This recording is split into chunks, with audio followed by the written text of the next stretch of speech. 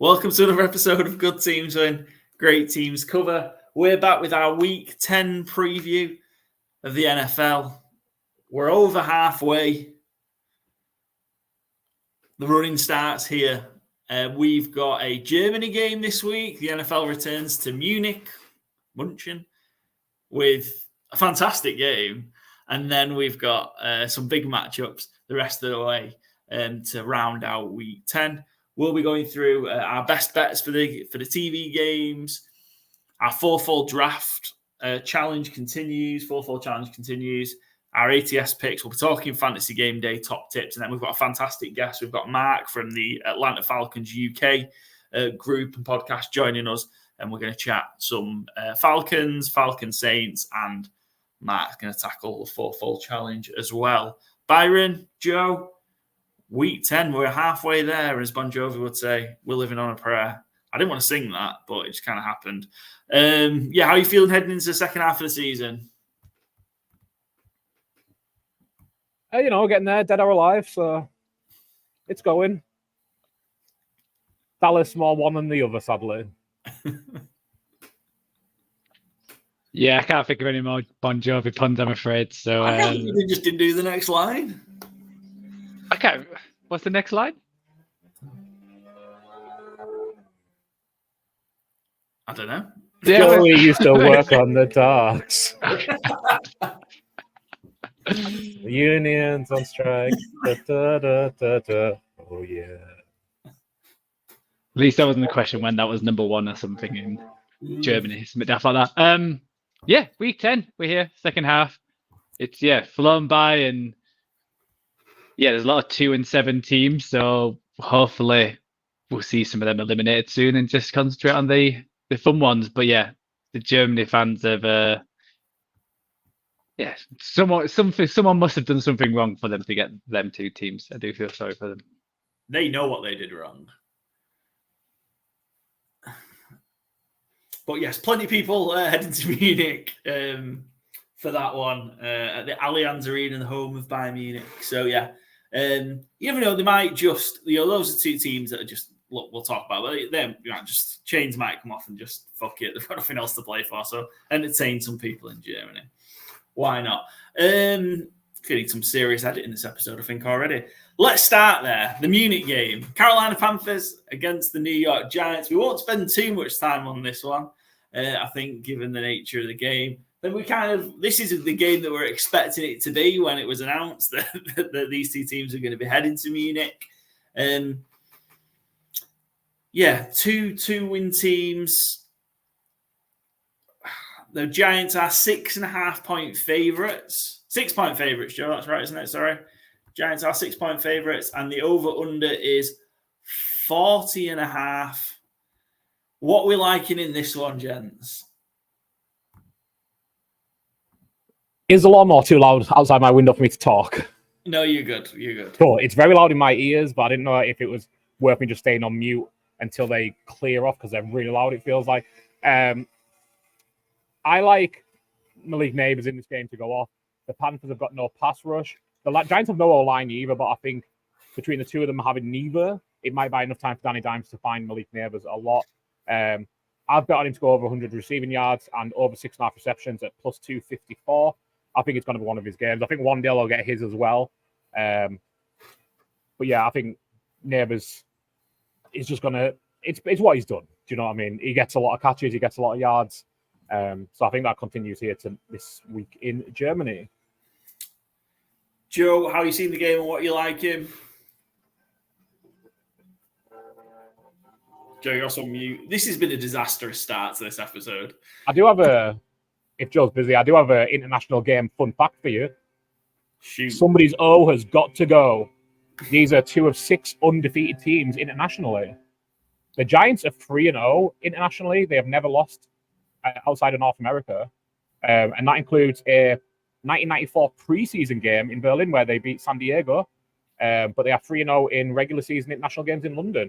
Every one of those years, they have made the playoffs.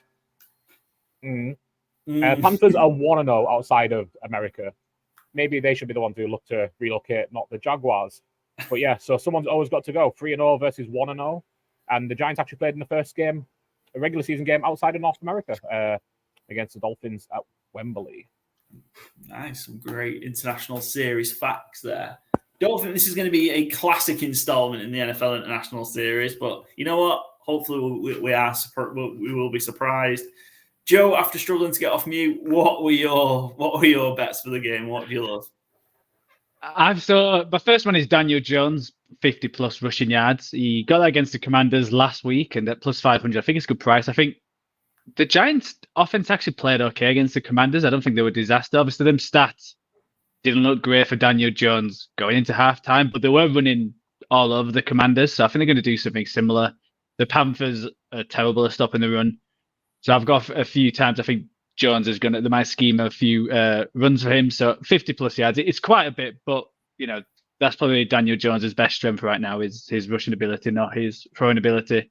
And I've also got both QBs throwing an interception for plus 300. Again, I think both had a decent week last week. Obviously, Bryce Young's coming off probably his best 2 games, but he's still. Well, the interception wasn't on him. That was one of his best throws, which that defender somehow got that INT.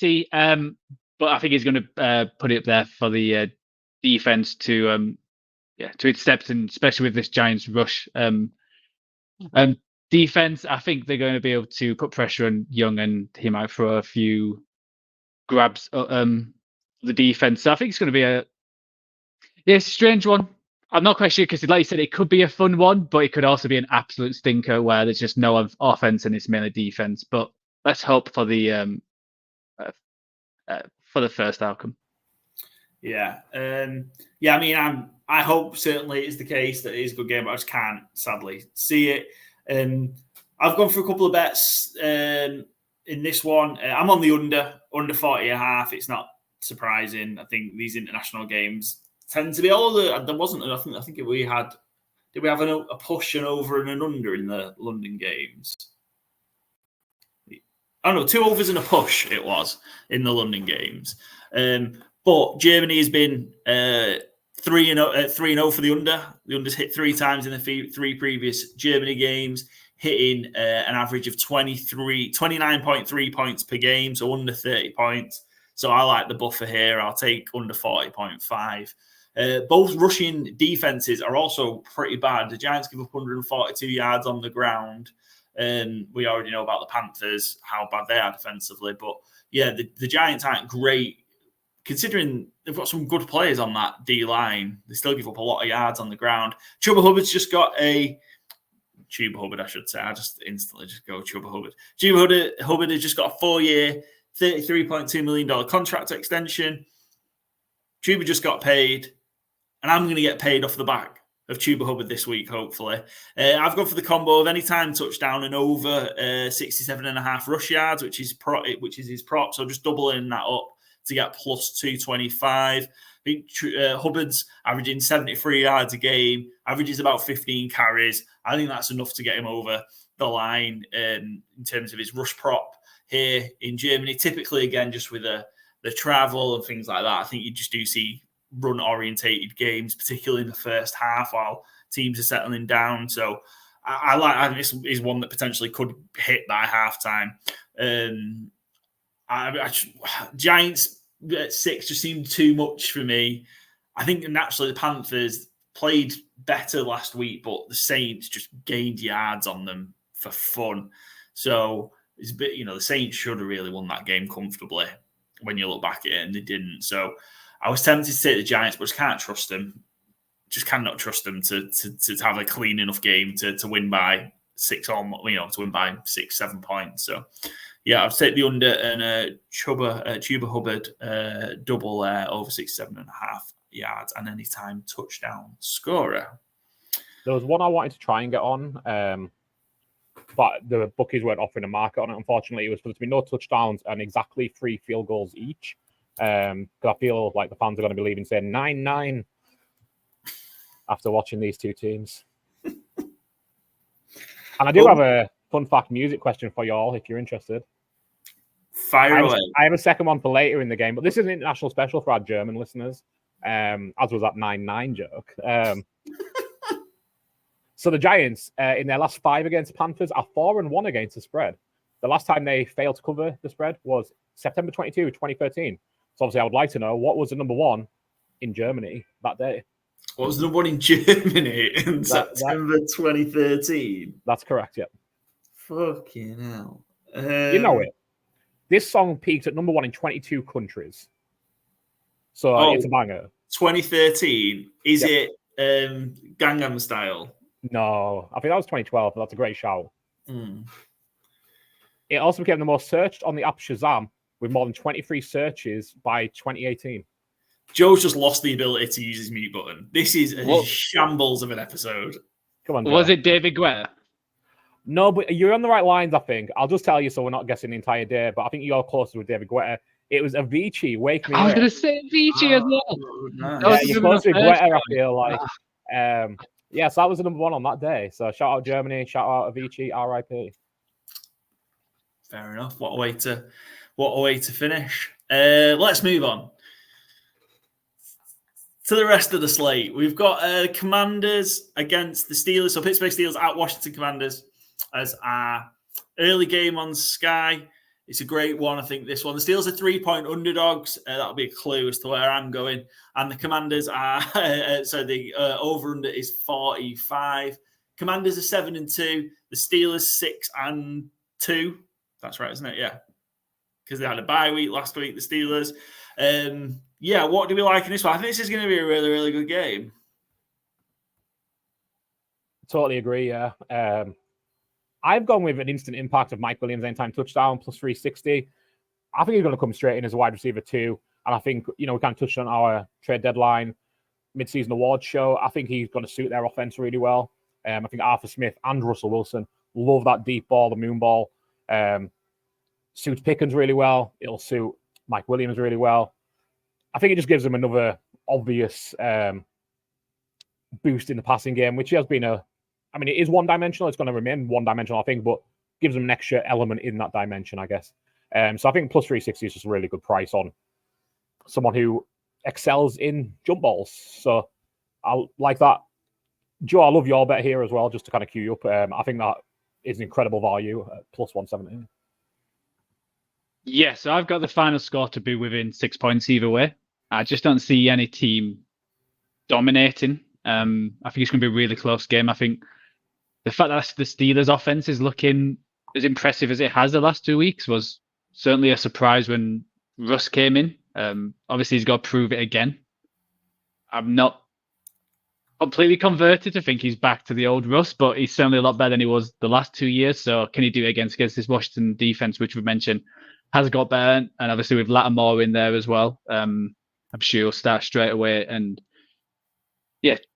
make that pass defense a lot better. But vice versa, can the Washington Commanders offense keep doing what they're doing as well against a daunted Steelers team who, they also got Preston Smith in. So it's just strength on strength. And I think this offensive line for the Commanders, I don't think anyone was shouting and saying it was a great line when we came into the year, but they've actually done really well for Jane Daniels. But now they're going against, TJ Watt, Highsmith,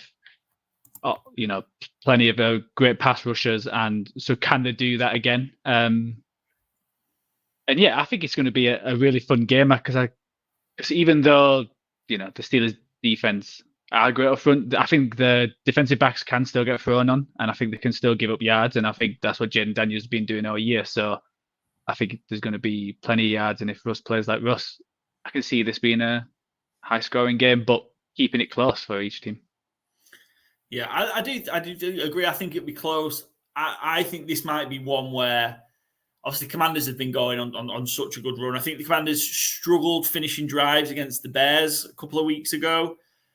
I think they're going to struggle even more against this Pittsburgh Steelers defense. Steelers are giving up just short of 15 points a game, only second to the Chargers so far this season. And I think this might be one of the moments where Jaden Daniels, who hasn't really had rookie moments where he's looked like a rookie, might have some. The Commanders have only committed, I think they've had 3 turnovers through 9 games, which is the best start through 9 games since like the 1930s where they didn't throw the fucking football. So I've got a funny feeling the Commanders might just double that this week, and they might commit 3 turnovers in a game here.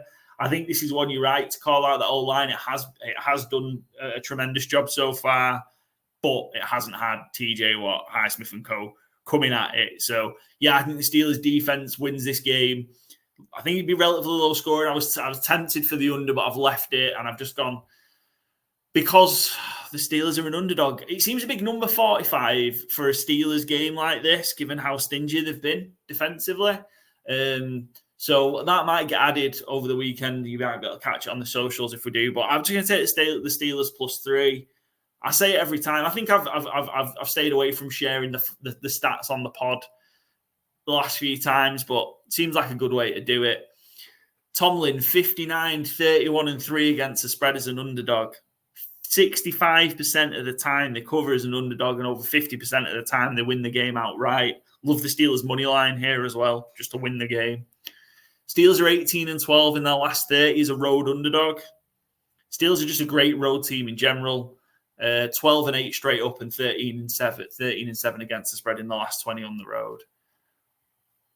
Yeah, I would just say I've gone for the Steelers as well with the +3, just for everything you said. But I think I'll probably go the over, just looking at the last 3 games where, the Giants game, it was 44, so just underneath this one, and Commanders a lot better. The Jets were way over, and they hit 45 against the Raiders. So if 45 points is when it's the Steelers versus the Raiders, then I feel like both teams can get at least mid-20s to hit the over. So that's why I would lean that way. Excellent. Byron, I believe you have your traditional musical teaser for us. Yeah, more traditional, certainly. This one is actually US-based, though, rather than UK, because it's a better answer.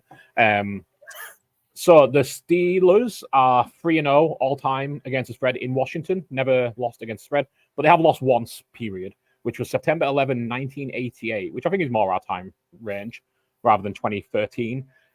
So I'd like to know what was the US number 1 single, September 11, 88, and what was the UK movie, if you would like to have as a guess at either. I was about to recuse myself because I looked at the UK number 1 for this because I'd seen that stat on the Steelers being 3-0. Oh, right. I'm guessing it's not the same one because you said it was better, so I can guess. So September 88. So the UK one was, I think it was Phil. Was it Phil Collins? It was a Phil Collins one, yeah. It was a groovy kind of love. That I don't think I've ever heard. So don't know it, yep. Yeah. The US one, I don't know. Joe, I'll leave it open to you, mate. You go for it. 88 US. Oh, that could be anything. Classic rock band. I'll give you that. Classic rock band. Okay. Guns N' Roses. Paradise, eh? No. Come on, Paul. Finish off then. 88. Guns N' Roses. Welcome to the Jungle. You're both wrong. It's Sweet Child of Mine, but great shout on Guns N' Roses, Joe. There you go. And the UK movie, you don't need to sit and guess. I'll just tell you. I think it'll probably be easier. It was Beetlejuice 1. Oh, nice. The second time 88. I was surprised too. The second time it was number 1 in the UK. 4 weeks after it released, it premiered at number 1. Took 2 weeks off, and then it came back in its 4th week to be number 1 again. Excellent. And yeah, both better than Phil Collins' Groovy Kind of Love. I presume. Never heard it. Yeah.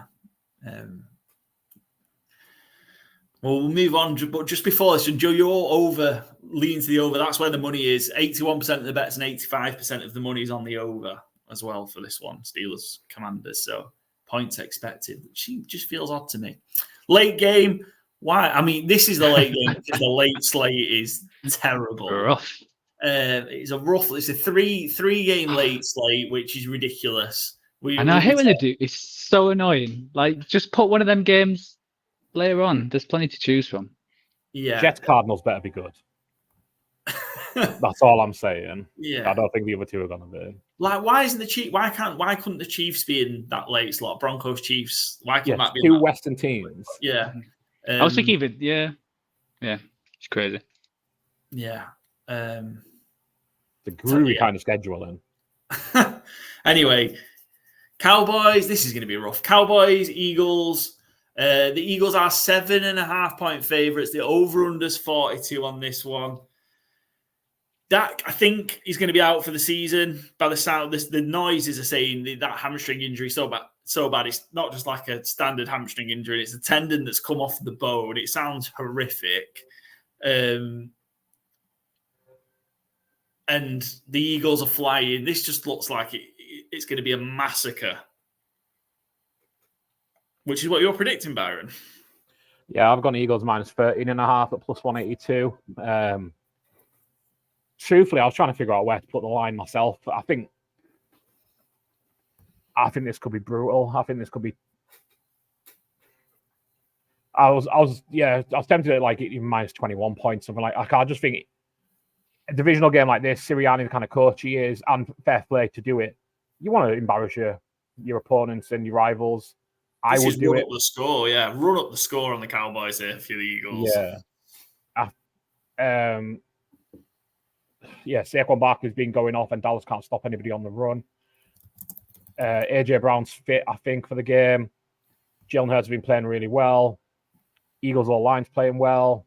The defense is getting better as the season goes along with their two rookie DBs improving by the week. It feels like I think we're in stomp territory, and I think.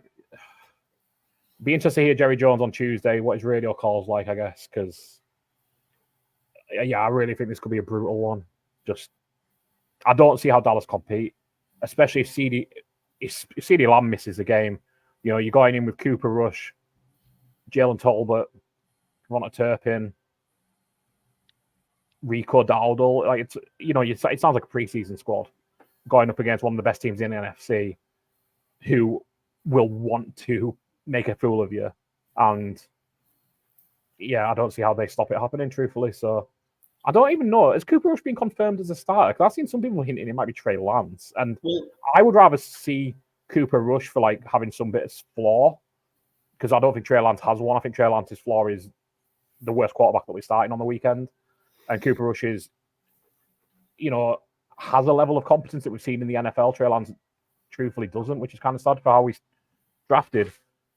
I don't think it matters in this game who it is. I just think, do they want to take a look at Lance before the end of the season and see if there is anything there? I kind of think we know the answer to that, but do they want to see it? Because as much as like Cooper Rush has a base level of competency, I think we know that Cooper Rush isn't ever going to be a long-time starter in the league.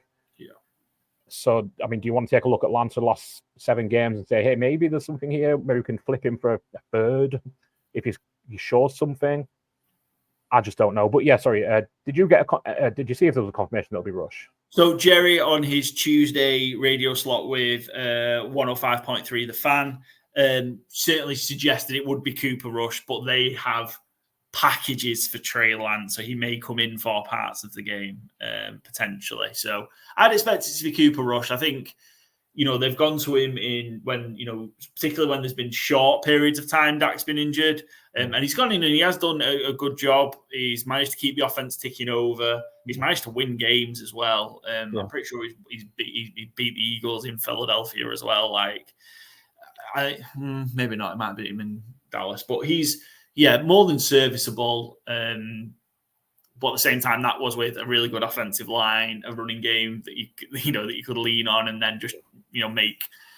Get in good situations where he's not having to make crazy plays, and sadly, that's not going to be the situation here. It's mad. I think I think we're likely to see Parsons back, Bland as well, but it's just not going to make a difference. I don't think it's not the kind of game where they are going to make a difference. But Eagles have lost their last 6 visits to Dallas, going 0-6 against the spread in that time as well. So the Eagles are definitely due on the road in Philadelphia. Byron, I'm pretty sure you've got the Eagles to go 2-0 in the games against the Cowboys as one of your preseason bets. Yeah, it was. Yeah, I didn't think it'd be this bleak by the time it came around. But I mean, yay. Yeah, I mean, at least you've got that. Yeah. Yeah, it's something, isn't it? Yeah. Joe, how are you seeing it? Yeah, I'm similar to you guys. I think because it's the rivalry and just how the Cowboys have been, even with Dak at home, you look, I think it's the last 4 games at halftime, the score's 110-32 to the opposition's the last 4 home games. And I think it could be another big blowout by halftime. I think they're going to try and put it on similar to how the Lions did. I don't know if they'll be able to do that, but with AJ Brown being there and, with the injuries and and whatnot. I think that's a possibility, and Cooper Rush has looked good. But it's not great, is it? It's I wouldn't like to be a Cowboys fan right now. I think you just write it off now. The season's gone. It's gone off last week. It's gone. Write it off. Has there been any news on CD Lamb? Because obviously it looked like he ripped his shoulder apart. And I know last time I saw he was like day to day, and it was just a sprain. But he practiced yesterday. Okay. He said he was limited in practice, so I think he's going to try and gut it out. My worry is though that he seriously hurts himself, and then that's a season-ender shoulder AC joint that then bleeds into next season. I'm guessing the only thing, because of the record, it's not like the 2-7, being 3-5. I know. I don't think they're going to make anything about it, but they'll still believe at 3-5 that if they win this game and then they're back in it, so they're going to risk Parsons, they're going to risk Lamb and whatnot, because it's if they lose this, then it is probably over your 3-6 and you're way back. So I'm not surprised. But yeah, I just don't see it happening, especially how they've been playing at home. And the lines are not great on other betting sites. So there's no rushing and no receiving market at the minute. So I just had to scramble, and my bet was over 2.5 total passing touchdowns. I think that's mainly going to be the Eagles, but I also think Cooper Rush can throw a few up for his wide receivers to score 1 or 2, and that's the plus 150. It's the same price for the rushing, but I just went for the passing just because I can see the Eagles trying to put some points on this Cowboys team. But I'll certainly be looking at a lot of the rushing markets for the Eagles. I think going to try and build one up. Yeah. I'll be doing that Eagles parlay again that hit the other week. Rushing attempts, yards, and rushing touchdowns, no matter how high those numbers are. But yeah, I also think the Eagles. I think the Eagles should be getting to late 30s, early 40s here. So I've gone for the over 43. And then it's a bonus if Dallas score any, and then that should hit the over. So yeah, I'm going to over 43 here, even though Eagles are traditionally, recent history has been an under road team. But I can just over 43. It's too low. The Eagles can cover that on their own. Excellent, Byron. You've got trivia. You're hot on the trivia today. I know. I over-prepared this week. Sorry. This one is NFL related though, so we don't need to worry about remembering 80s rock bands or 2010s DJs. Philly all-time in Dallas as touchdown favorites are 3-0. They are 2-1 against the spread. The only time Dallas covered the spread was December 29, 2013. It's a 24-22 loss. So Eagles still won. Who was the quarterback for Dallas that day? So the end of the 2013 season. Was it Matt Castle? No, it's a good shout though. I have no idea. Kyle Orton? My man, Kyle Orton, yes. That was the same season. They both played that same season, didn't they? Yeah. Tony Romo's back injury, I believe. So, Kyle Orton came in slinging it, the old cowboy. And, not to a win, but covered the spread. So, nice to see Kyle Orton's name here and there. Excellent. Right, let's move on. Sunday Night Football. This was one early in the season. I thought this was going to be an incredible game. The Texans aren't playing very well, though, and that's the problem in this one. The Lions are 3.5-point favorites, heading to Houston to take on the Texans. The over-under in this one is 49. Obviously, the Lions are on fire, 7-1. The Texans, good record, 6-3 on top of the AFC South, but just really struggling, I think, just to get anything offensively. They're just really, really struggling. Defense has carried them through a lot. What do we like in this one, guys? We've gone pretty similar. You've took the spread. Wanting to spoiler alert. I've gone alternate spread and gone Lions -6.5. Like you, I thought this was going to be a barn buster. At the start of the season, I had the Texans. I forget where I had them in our season predictions, but I had the Texans really high. I thought they were going to be a great team. And they just really haven't been. That O-line has been such a hindrance that Stroud's getting so little time, getting pressure instantly. I kind of think 3.5 is a little disrespectful to the Lions, truthfully. I think this could be a real butt kicking. I think what it might come down to, and with all the weapons the Lions have, it can be a bit dull, but it is that line player. The trenches, I think, going to be so important here. That Texans D-line is going to have to play lights out. They were my preseason bet for get the most sacks in the season. I think they are second right now. They might be third. They're certainly up there.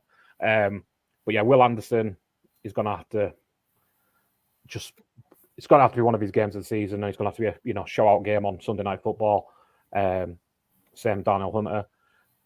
They're just going to, and it's not an easy matchup because the Lions O-line is so good. But I think that's where the game's going to have to be won. It seems like Nico Collins is not going to clear IR. He's certainly not off it yet. He's not practicing fully yet. So Tank Dell is obviously an exciting player, but he can't carry an offense. I think Mixon's going to get a lot of volume. But we like that. We like that. We do, yeah. But yeah, I just think it's to get within 3.5, never mind win the game. I think the Texans D-line's going to have to be the best they've been all season. They've been good. So, yeah. I mean, what shocked me about this line, the Lions were -3.5 heading away to the Packers in a divisional game last week. Yeah. And then they're -3.5 away to the Texans. It just seemed odd. I thought this was going to be closer to 6. 5.5. I thought would have been probably the right number. Would have made me think. I just think the Lions are going to steamroller him. They're just in that run at the minute. They passed a big test last week with flying colours. They dominated the Packers. I just don't see how that isn't going to happen again. And the Lions are just incredible on the road. They're 21-9 against the spread in the last 30 road games, including covering the last 6 in a row. While the Texans are good at home, they've won 8 out of the last 10 at home, but they only went 3-6-1 against the spread in those 10 home games where they went 8-2, which is a bit of a funky stat, that like winning those games. So, but only just. I just don't know how the Texans are going to keep the score down to keep it close. And it feels like I should probably have this in front of me, the numbers, but this is just vibes based. Like it feels like the Texans play down to their bad opponents, but don't play up to their good opponents this year. And I think they're going up who I think are the best team in the NFL. So they're going to have to really play up, I think, if they're going to compete. I just remember that every week there's like one bet where it's like, come on, guys, put all your money in there. And this 3.5 just feels like it's that one. I think it's big for the Texans here. Just obviously not having Nico Collins back, that's huge, and it's not going to be who they are at the end of the year. But at some point, they're going to have to step up and perform. And I still think they're a good team, and this is what good teams have to do, is step up. They might not win it, but they might keep it a lot closer. So I have gone the Lions as well, but I can see this being closer than what people expect, because it's just sometimes how it goes that like big teams, big players, they get up for these kind of games and they put a result in because obviously how the last few weeks have gone for them. But everything's telling me to go the Lions, but there's something just in the back of my head being like, it's too easy. It's too easy being 3.5. It's too, and there's something about it. So yeah, I'm going to, and my bet, I've gone Jahmyr Gibbs 25 plus receiving yards, which I don't think is hit this year, which I was surprised at. Especially how he was last year, but I just think he's going to hit it at some point. So a plus 180, I think they could, use him in the passing game, especially if Will Anderson and Danielle Hunter do get to Jared Goff. That there's a few check downs and he can get to that 25-yard mark this year in this game. Just a quick one on this one, and this probably backs up the bits to everyone jumping on it and why we probably should be a bit worried if we're on the Lions. 87% of the bets and 91% of the money is on the Lions -3.5. So, yeah, everybody jumping in on the Lions. So, it should maybe zag, yeah. I don't know, but I can't see how the Lions don't win this game comfortably. Monday Night Football is an intriguing one now. Dolphins need it, and the Rams are in that race for the NFC West. Dolphins are 1-point underdogs. Again, this shocked me. And the Rams, and the line is over under 50. This one, Joe, this seems too easy. One of the week, the Rams only being 1-point favourites. Well, surprisingly, I've actually done the Dolphins on our ATS. I don't know what it is with the Rams. Obviously, having Cooper and Nakua back together makes a massive difference, and they have improved so much. But I don't know how much they've improved if they're one of them teams that's just guaranteed to be, average teams. I think this can still be very up and down. They should have, when you look at that game against Seahawks, they could have easily have lost that. And they probably should have, just with what the Seahawks did at the end, to give them that interception return and having the ball first and whatnot. And I think, again, it's the Dolphins' last chance saloon, that if they'll again lose this, that's their season over and done with. So I think they could come out and make a splash and be Monday Night Football. Is just a huge game for, Tyreek Hill and the rest of them. So I've just let the Dolphins it's more of a gut feeling that they're going to come out firing, and then they could surprise a few people, because I don't think the Rams I think they're a good team. I think they're certainly got a great opportunity to make the playoffs, but I still don't think that in the second tier of teams in the NFC. I think they're in like the third tier. So yeah, I don't just assume that they're going to be able to beat these kind of teams week in, week out. And I guess the Dolphins going west out towards the sunshine gives them an extra couple of points, right, in the spread. So they're going east at this point. If they go north and east, they lose points, ATS. If they go west, they gain points. So maybe that's funny for an AFC East team. Which is funny for an AFC East team, yeah. Byron, you're liking the look of Cooper Kupp? Yeah, just him and Nakua being back, just that offense is night and day from what it normally is. I've gone for him to get 2 touchdowns plus 1,000, 10 to 1.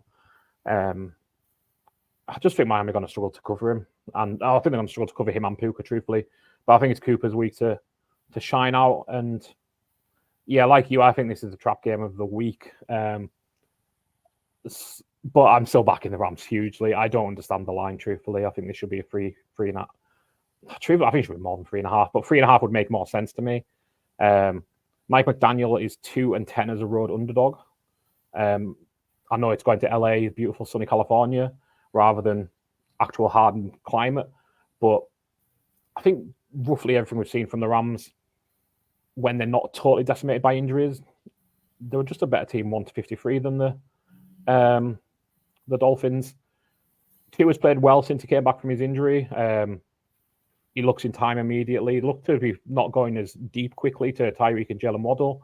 That's one who needs a big game. I think Jalen Waddle is being a bit hit or miss even when Tua's been back. But I love Jalen Waddle as a player, so I think that's probably due to hit soon. I think the Dolphins can score points. I just think they're going to really, really, really struggle to stop the Rams, who probably a bit more multifunctional. And I think their offense is just playing a really, really good lick. Stafford, again, since he got his receivers back, just looking like Matthew Stafford again. Yeah, excellent. And Joe, you obviously got Jaden Waddle in your bet as well. Yeah, I've got Kupp and Waddle both hitting 50 receiving yards. I was hoping to push it. I was thinking 75 yards. Certainly Kupp, I think, would hit that, but just how Waddle's been this year, when I was just looking at overall, I don't think he's even got over 50 in any game, or not recently. So even last week when he got a touchdown, I think it was like -2 yards or something crazy like that. So yeah, I just can't trust him to get 75, because I think Hill's going to have a big game being Monday Night Football and all that. So both hitting 50 yards. Hopefully it's an entertaining, fun game where there's plenty of receiving yards for both sides. Excellent. Good stuff. Right. Oh, last bet I had, Dolphins are 11-1 straight up all time against the Rams. Might be why they're only a 1-point dog. It's a great start. 11-1 against whatever version. LA Rams, St. Louis Rams. Yeah, I had them 5-1 lifetime in at the Rams. Yeah, like you said, it's not in a particular place. I didn't realize they were 6-0 at home as well then. So 11-1 straight up against the Rams. Does date back all the way to 1980, but yeah. Right, that's the end of the TV games and primetime games for us. We are going to do our fourfold draft. It's going to be a speedy one this time, so I will get us kicked off. I'm just going to take my favorite.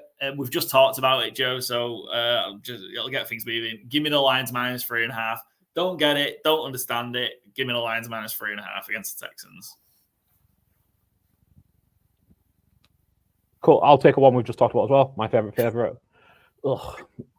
Philadelphia -7.5 at Dallas Cowboys.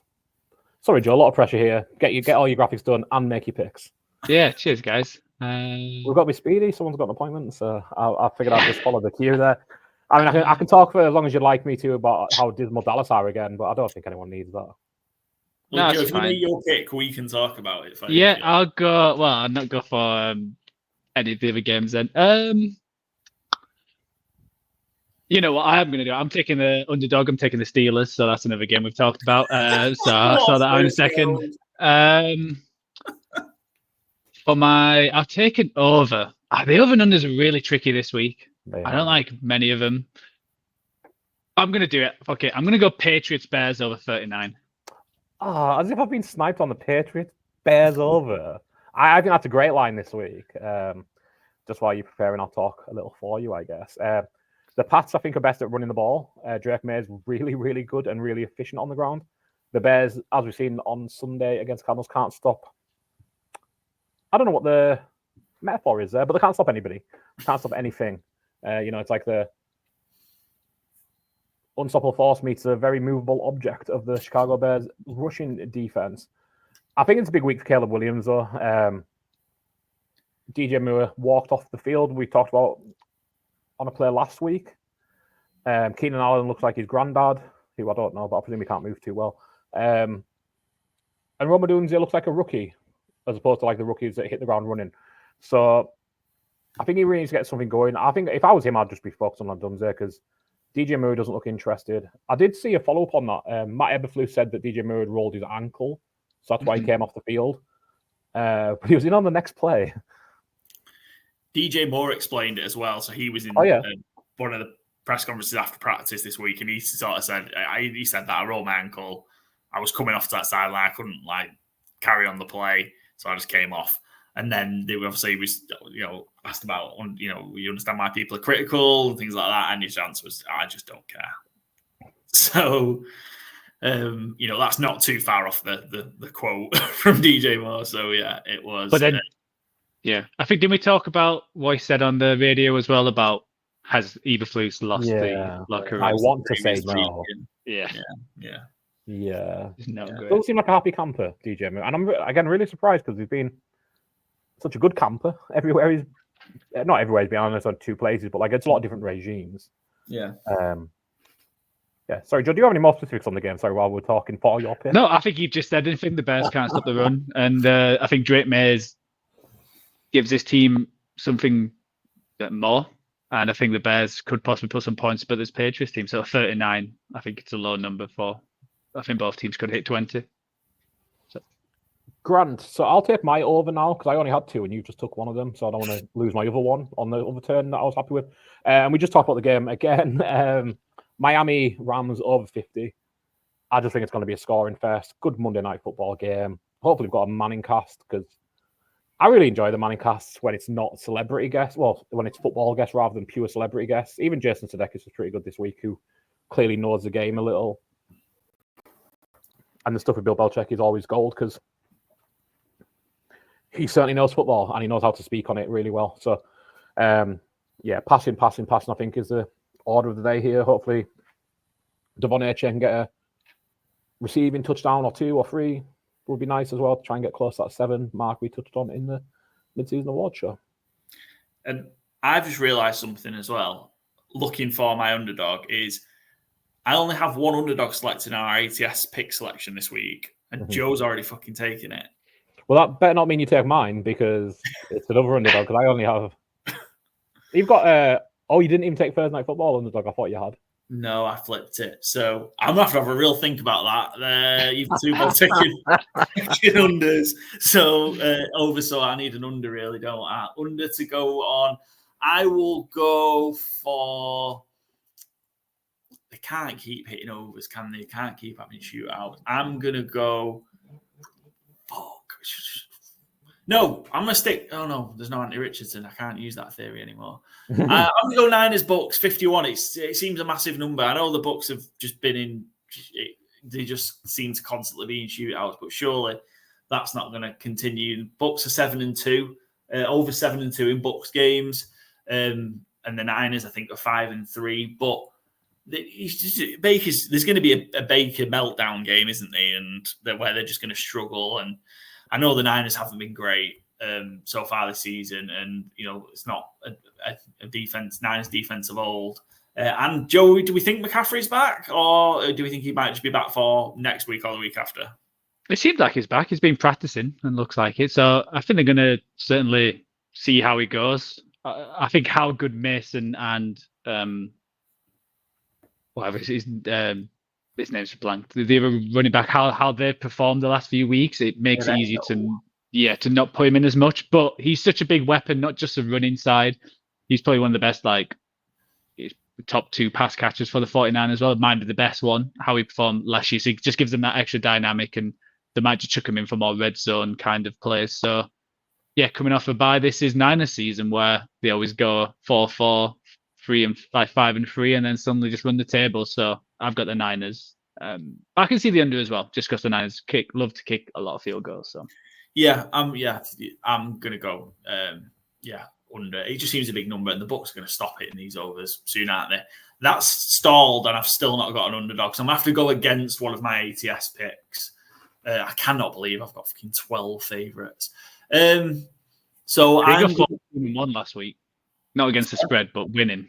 It was 14-1 was the favourites last week. Yeah, all right. I don't like it, but give me the interim coach bump. I'll take the Saints +4. I hate it. I don't think they're going to get hammered, but Saints +4. Interim coach bump might get them a cover. I can see it. And hopefully they do play better, because the Saints City me guys are going out, I think, for this game. So, nice. For those guys, hopefully the Saints do play well. Good for them that they don't see Dennis Allen as well. Yeah. Did you see the Kendra Miller stuff that came out last night? No. So Dennis Allen, relatively famously, certainly in fantasy Twitter circles, hates Kendra Miller. He spoke often about in the summer about doesn't matter how good of a player he is, if he's not on the field, I don't care. If he's not capable of playing, etc. It just seemed like he was permanently taking digs at him.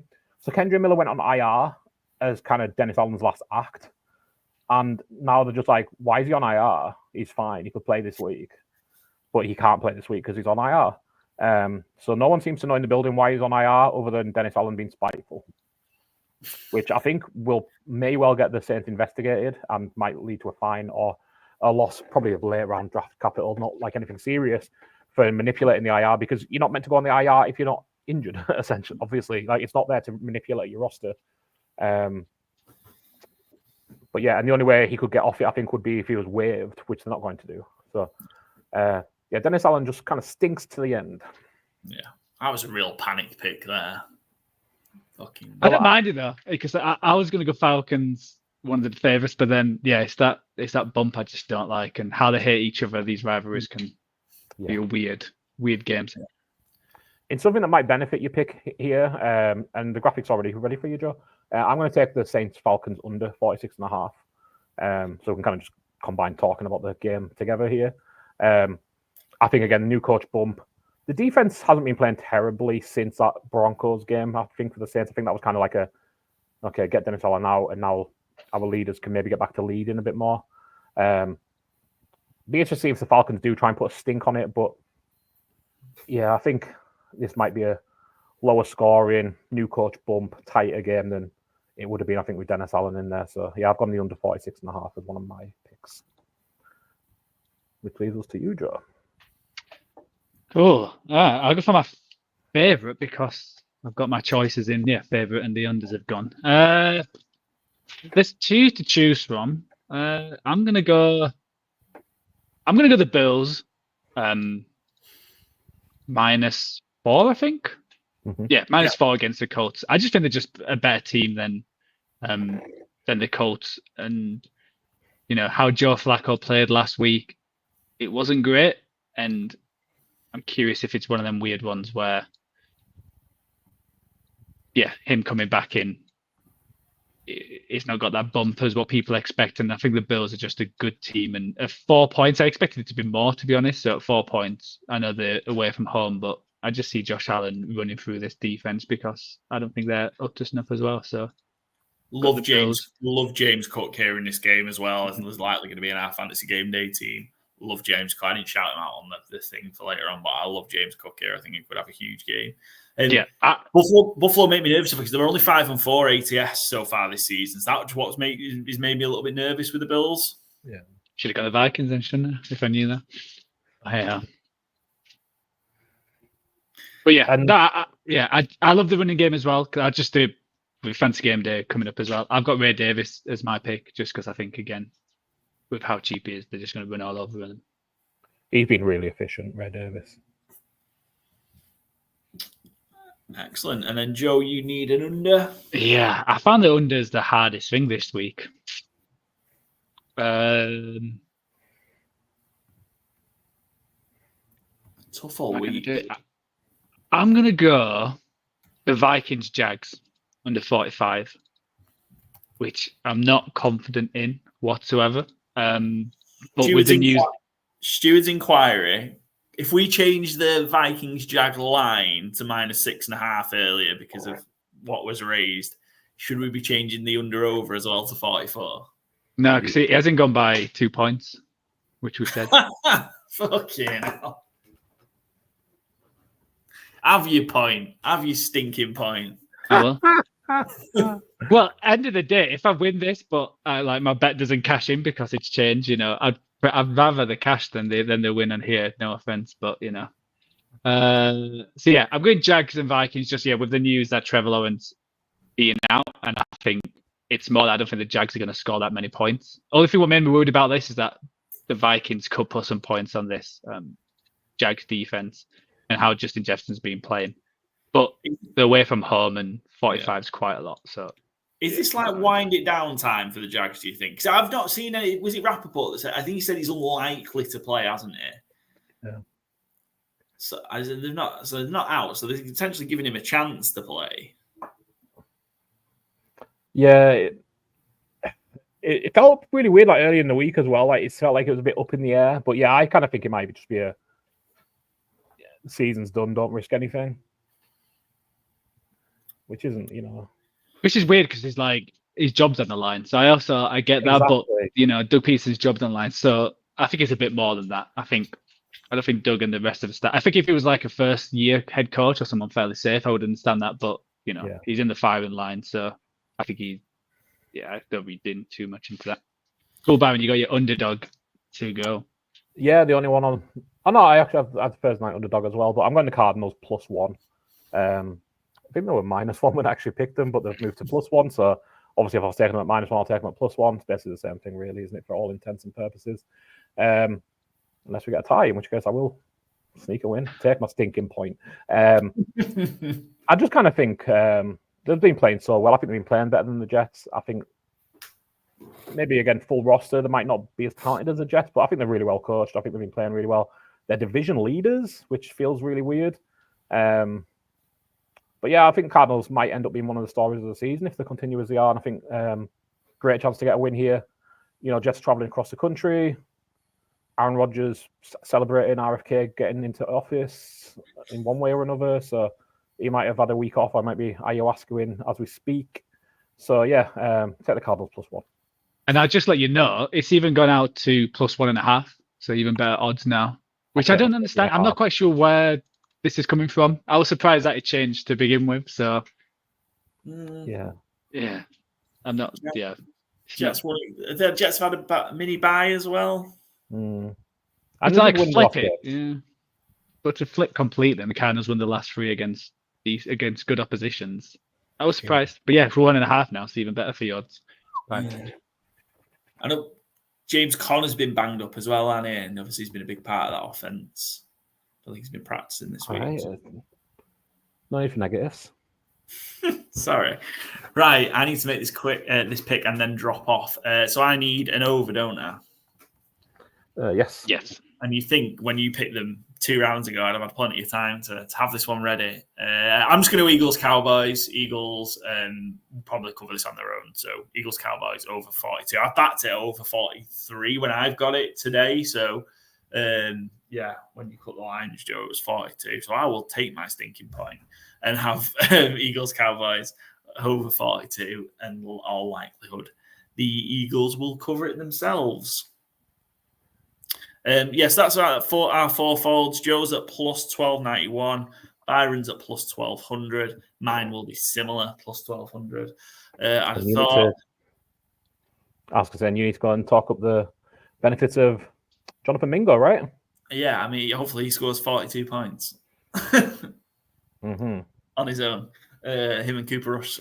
I think he's going to get 42 yards. So. Yeah, no, he won't. Right, I will leave you two with the rest of the episode. Have fun. Cheerio. Oh, yeah, sorry about this. Just perfect. Yeah, Paul was at 2-1-2-2-8. So yours is the lowest this week, but yeah, there we go. And half a point, so it's going to be going up at plus 10,000, plus 1,000 the way it's going. Yeah, so it's looking all good. So that's the fourfold. Let's move on to the ATS, where it's all. Well, I was going to say it's closing up. I'm still 18 ahead of Paul, 10 in front of you, but. Yes, I think we all went 7-7-1 last week, so nothing much changed. So, let's talk about the game. So we chatted about the Thursday night football at the beginning of the week, but Paul's gone the Ravens at -6, and both of us have gone the Bengals. We've all gone the Giants, very similar this week. All gone the Falcons, even though Paul's gone against that. All gone the Bills. So let's talk about the Broncos Chiefs game. So Denver's at +8. I've got the Broncos. You guys have gone the Chiefs, which I was surprised at. I thought Paul would have gone the Broncos as well because he's always on the Chiefs never cover. Yeah. But why have you gone the Chiefs who, again, never cover against the Broncos team, which obviously the defense didn't play well against the Ravens last week, but have been pretty good this year. Yeah, last week did play into my mind, truthfully, just how behind the Broncos looked to the Ravens. And that was kind of like the big turning point for me. I thought the Chiefs' passing offense looks a lot better now. Hopkins is getting up to speed. He does seem to be filling that Rashee Rice role really well, which should, in theory, help everything else get going more. And I just think the Broncos' offense has been good, but this is going to be probably their biggest test of the season. Chiefs' defense is really good. Obviously, it doesn't need really pointed out, I guess. But I just think the Broncos' offense is going to struggle to keep up. I don't think it's going to be like a 20-point blowout. But I think the Chiefs are just going to keep them at an arm's length for most of the game. Yeah, I've got the Broncos a couple of reasons. I don't think the Chiefs' offense is as explosive as the Ravens, so I don't think they get caught out. I think that game was fairly close at halftime. And if they managed to, I think they kicked a field goal when they had a touchdown called back, and then the Ravens went straight up and scored. And I think that more or less killed the game, and then they were playing catch-up ball, and maybe they gave up. Obviously, being a division game, I think Vance Joseph's defense does work against the Chiefs. Last year, they beat the Chiefs 24-9 in week 8. And then in week 6, they only lost 19-8. So they don't score that many points against this Vance Joseph team. And I think the defense is slightly better this year. And I don't know if the Chiefs' offense is better than last year. And I just think the Broncos' offense is better. So with all that, and the Chiefs coming off a Monday night game, which went into overtime, and that offense was on the field quite a lot. Yeah.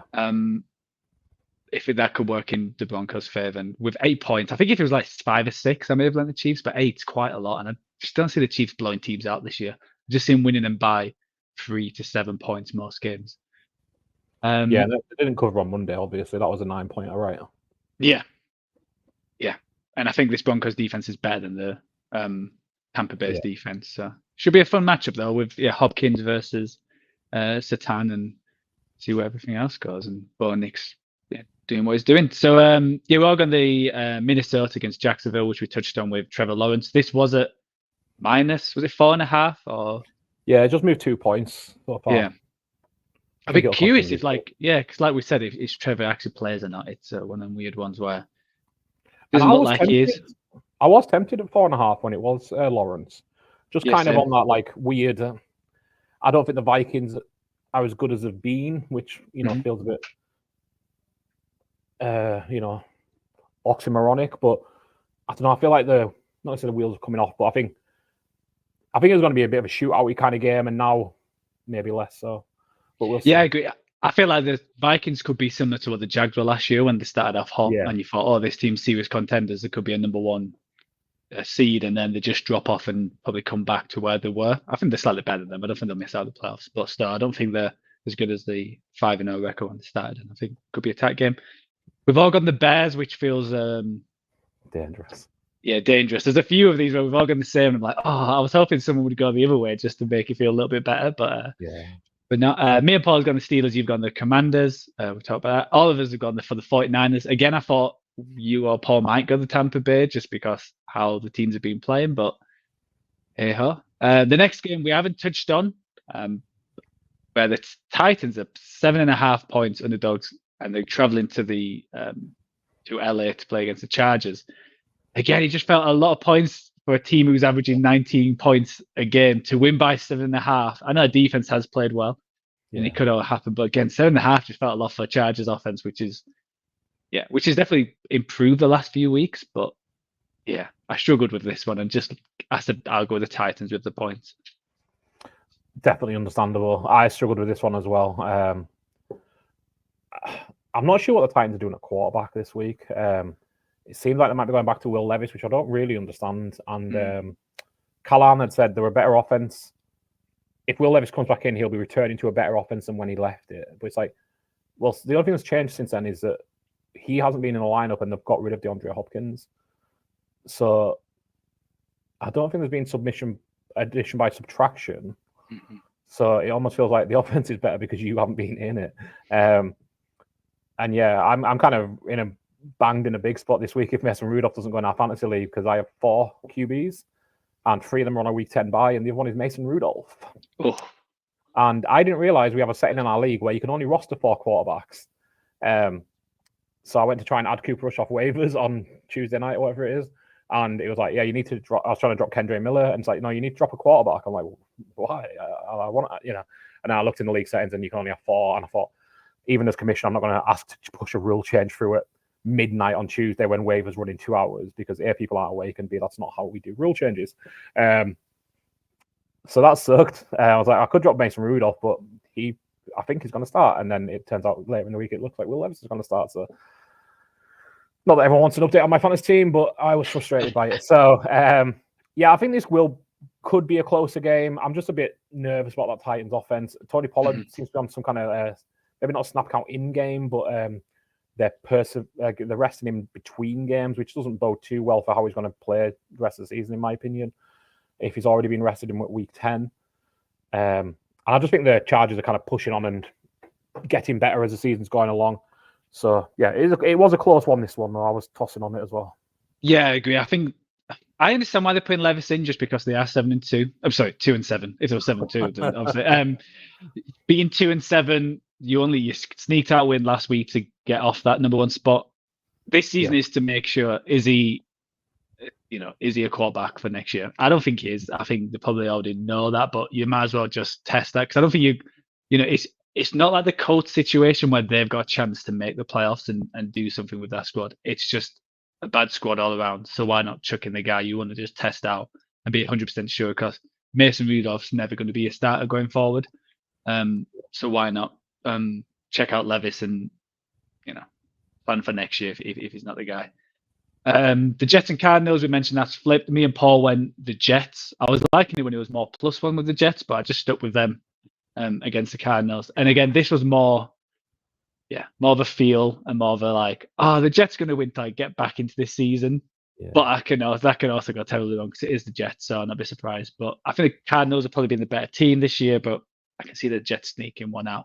Again, I don't think the Cardinals, similar to the Rams, I don't think they're in that tier above there, and I think they're going to lose some games you don't expect and win games you don't expect. So I think that.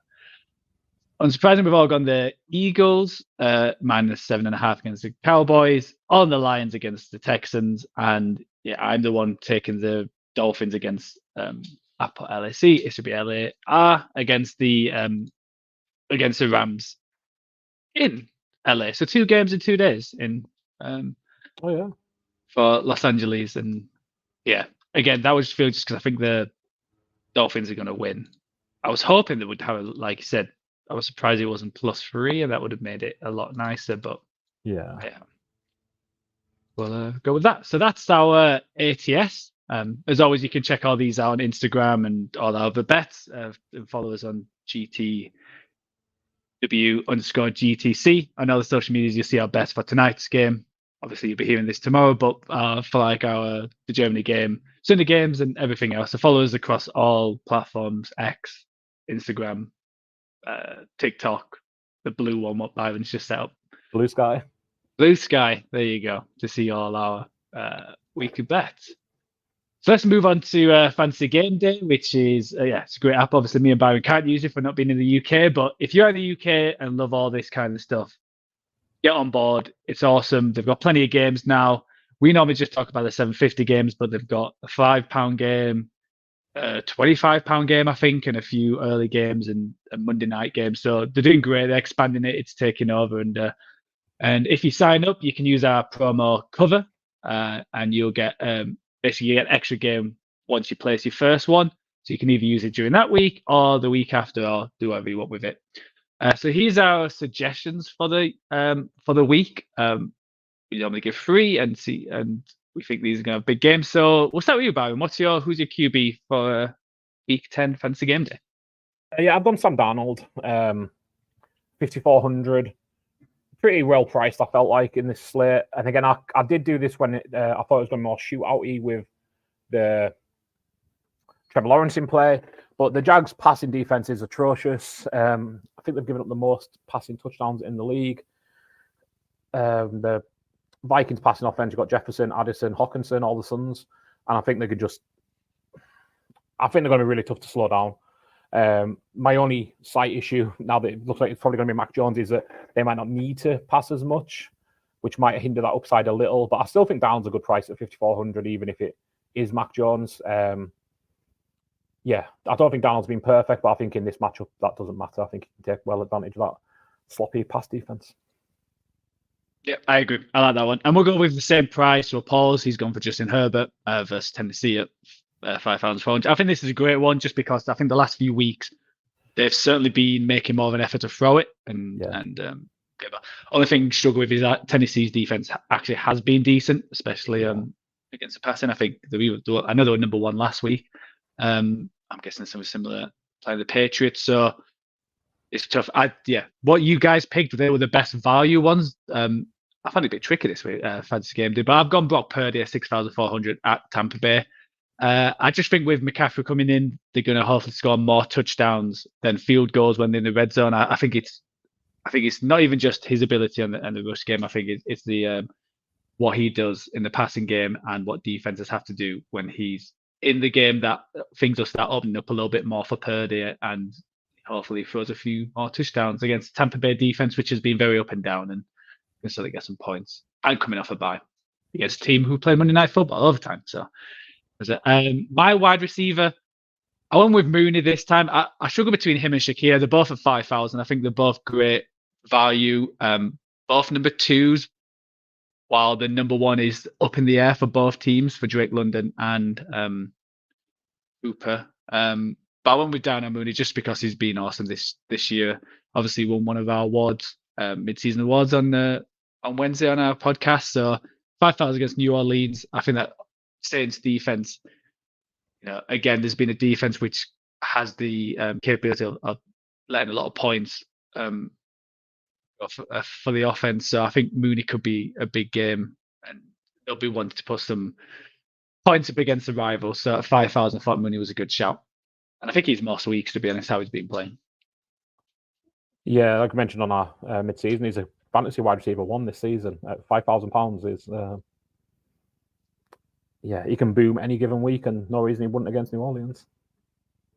I just realised that probably means me to go. So me and Paul actually both paired our quarterback up with their number 1 wide receiver. I went Justin Jefferson, who was my captaincy shout. Again, might need to revisit that, slightly lower it with no Trevor Lawrence, less shootout. But I think Jefferson is just going to, again, eat up this poor Jacksonville passing defense. He's been Justin Jefferson all season. For fantasy managers, there was kind of that thing of like, will he have a drop-off with Sam Darnold? And I think that's an absolutely fair question to have asked. But the answer is no. Justin Jefferson is quarterback proof. He showed it last year when he had Nick Mullins as his quarterback. He was still Justin Jefferson. He's just the best wide receiver in football, clear and obvious. Paul's gone Lad McConkey, one of my favorite rookie wide receivers. He's again, he's turned into LA's number one wide receiver. I know Quentin Johnson got the touchdown and Josh Palmer last week, but McConkey's just one. He seems to just get open at will. He does seem a little bit, Keenan Allen reborn in LA. Seems to play very similar. Great feet, great route running, just gets open at will and solid hands. I think he's a good matchup this week. He's at 5,200, kind of in that Darnell Mooney price range. And I'll give my secondary shout because I actually I wasn't sure whether to go with a wide receiver or a tight end here. And actually, the wide receiver I was going to go with, you just shouted out, was Khalil Shakir. And I was like, he seems like such a good price at 5,000 because Keon Coleman might not go. Amari Cooper's still learning the offense. And Shakir just gets so much done. So we'll throw him in kind of as a bonus shout because we both thought about him. But I've gone Taysom Hill versus Atlanta. Just again, Kendra Miller's out. Jamal Williams is not a factor anymore. Alvin Kamara went off last week, but Taysom Hill still got a touchdown. I just think he adds such an element to that offense every time he plays, basically. But especially when there's people missing. Chris Olave probably going to be out the rest of the season. So, Rashid Shaheed is obviously out for the season. So, that wide receiver group is now like Mason Tipton, Cedric Wilson, and other names that I couldn't tell you off the top of my head. So I think Taysom Hill becomes even more important. And I think, the rushing work will probably be there for him. I imagine he gets a touchdown down near the goal line as long as New Orleans get there. So, Taysom Hill, tight end at 3,400, is my second pick, but I think he's a good value there. And I wanted to get someone cheap with going Justin Jefferson as my pick because that's such a, having someone that price, it's hard to say I'm recommending Justin Jefferson this week, but I think he's a great captaincy play. And even at 7,200, I still think he's someone who might be the top scoring player this week. Yeah, and we both had Taysom Hill score a touchdown last week, which he did, just because he takes some funky plays where it gets snapped direct to him. So he's always up for that. I've gone some of the same price at 3,400, which I've mentioned is Ray Davis for the Bills. I think he's got that big playability, and I think that Indy's defensive line has got a few players back, so I don't think James Cook's going to be able to run as much. So there might be a few dump balls, and like you mentioned, a few of the injuries and Cooper not being up to speed, that he could be featured more in the passing game. And he's got that ability to just hit a 60-yard reception. So, and at that price, I think it's a good shout. And finally, Paul's gone for Travis Kelce. 5,000 against Denver. I do like that just because I think Hopkins is going to get, he's going to get covered by Satan, so he's going to be the second target. And 5,000 is not too bad, and it feels like he's stepped up the last few weeks, and I think they are going to need him. So I think it's a good shout from Paul. With Kelce, agree.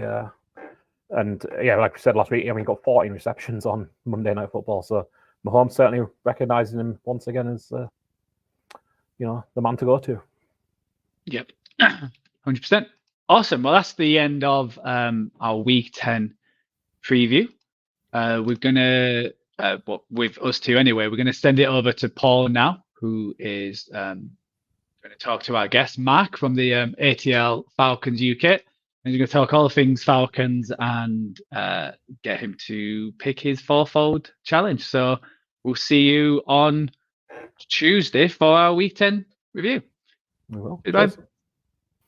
The final part of our episode this week is our guest picker segment, and we've got a fantastic guest joining us this week. We've got Mark from the Atlanta Falcons UK group and podcast joining us, rocking the jerseys. We got a Kirk Cousins jersey on. Mark. Of course. Excellent, of course.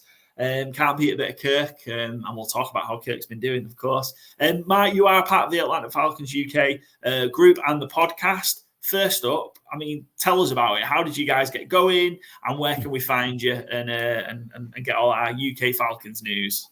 Sure. So we're over at ATL Falcons UK. We're on pretty much every platform imaginable. I guess where we're most active is probably Twitter. I'm still refusing to call it X. And we came together. I've been supporting the Falcons for since the year of that Super Bowl. So I've got a bit more longevity, I guess, than some of the other boys. But a few years ago, Danny and Carl, who were the original kind of guys who started the podcast, and they did really well getting some guests on. I think they wanted to vary it up a little bit, so they were reaching out to UK fans.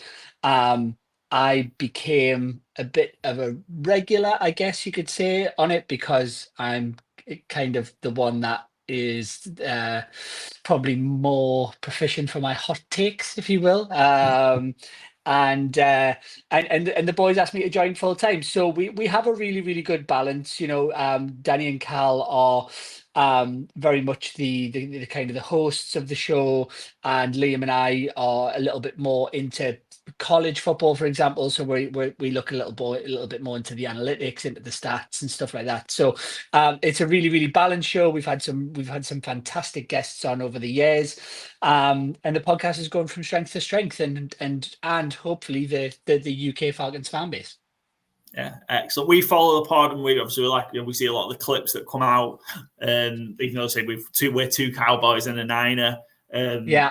My three, but yeah, we see and certainly share plenty of the clips and stuff that come out. But I'd recommend go giving the guys a follow, Falcons fan or not. Like, I think that's the thing with a lot of the UK dedicated podcasts and stuff. And it's just a lot of great talk and a great chat around upcoming games and how teams are doing. It's great to get an insight from people who are real passionate about those teams. I don't think you have to follow the team to be able to get involved. I think that's really cool with the content you guys produce as well.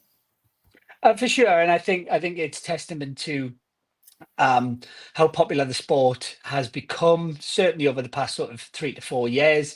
I also had a little bit of my own midlife crisis. I started playing the sport. It is a sport that you can play over here in Britball, and so I did that for a couple of years. Probably a little bit too old. I had to retire just because my body's falling to pieces. And 37, didn't feel like I had the strength to carry on as an O-lineman. So it was it's great. It's great to see the sport doing so well in the UK, and we are extremely passionate about a very challenging fan base. I think I'm jealous of some of the other pods out there that follow a little bit more consistently successful teams, but we wouldn't trade it for anything. Well, speaking of kind of that, it's probably a good tie into kind of the season so far.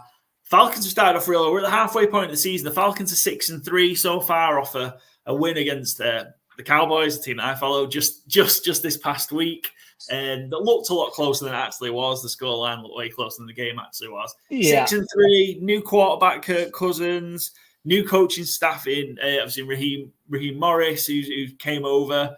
How do you feel about how the season's gone so far? Now we're at the halfway point mark. I mean, I'm forever the optimist on the podcast. I mean, I am the owner of a Desmond Ridder jersey, so that gives you some insight into how much I probably blindly optimize from time to time.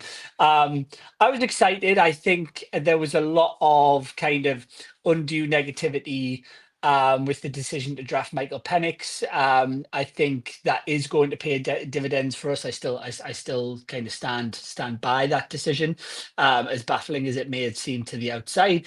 But I think Kirk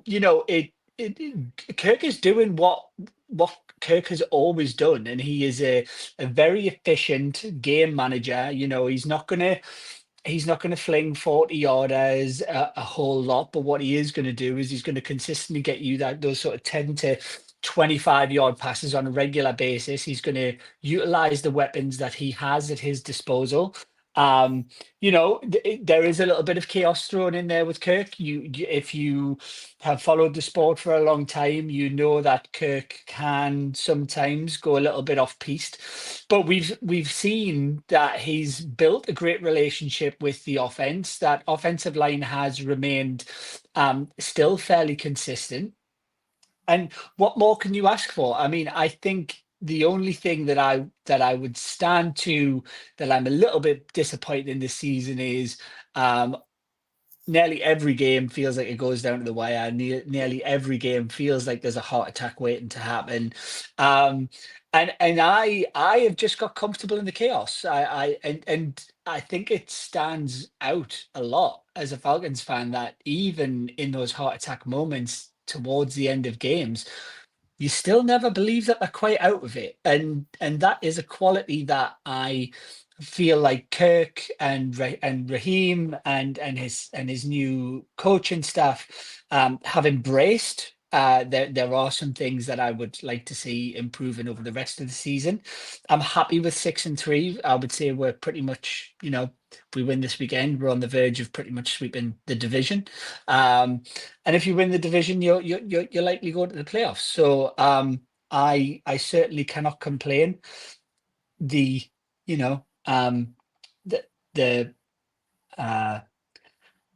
the cardiologist in me really could do with these games being a little bit less stressful, but we've just got to be comfortable that this team are chaotic and that's who they are. Yeah, and 7 of the 9 games so far have been one-score games, and that's the Kirk Cousins trademark, isn't it?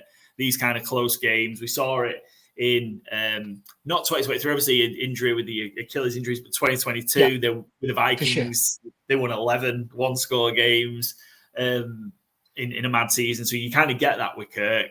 So it's that give and take, but I'm no doubt you'd rather be in this position, knowing what you're going to get at least, even if it is chaos, rather than what you didn't know you were going to get before with Ridder and Heineke and whoever else has played.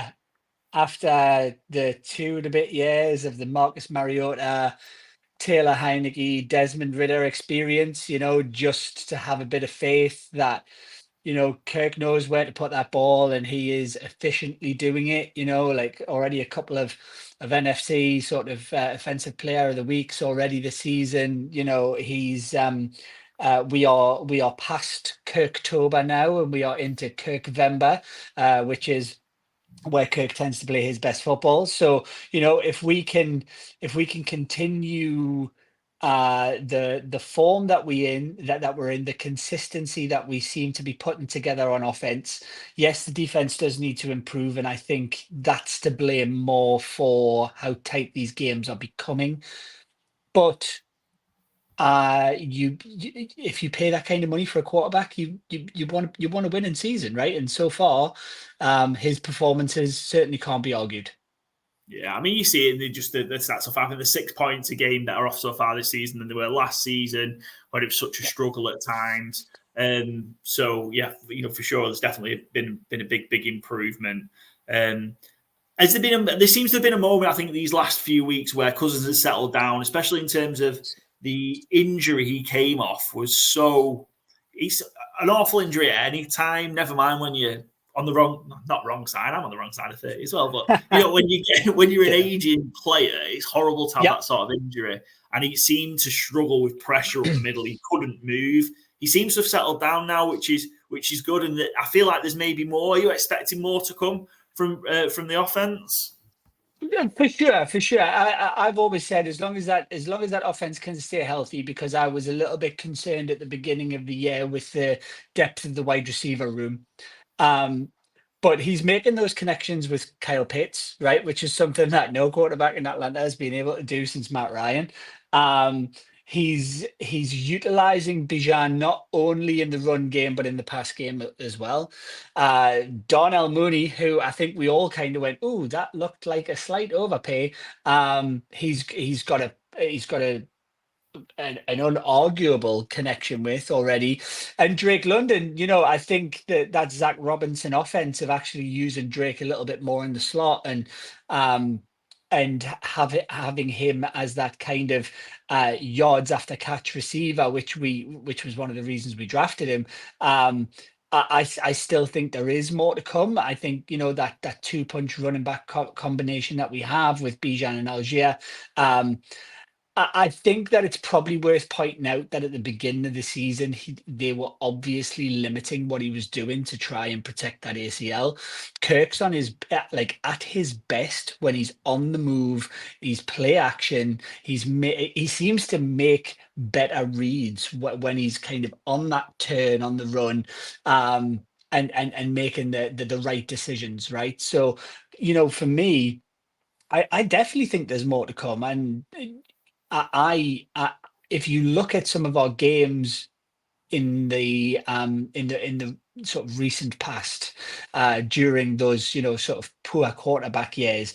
It was so difficult to watch at times because you're constantly relying on field goals, and kind of a field goal kind of feels just like a last resort now, which it kind of should be, right? So it's really, really refreshing to see our new offensive coordinator utilizing Kirk like he should be utilized in a system that suits him.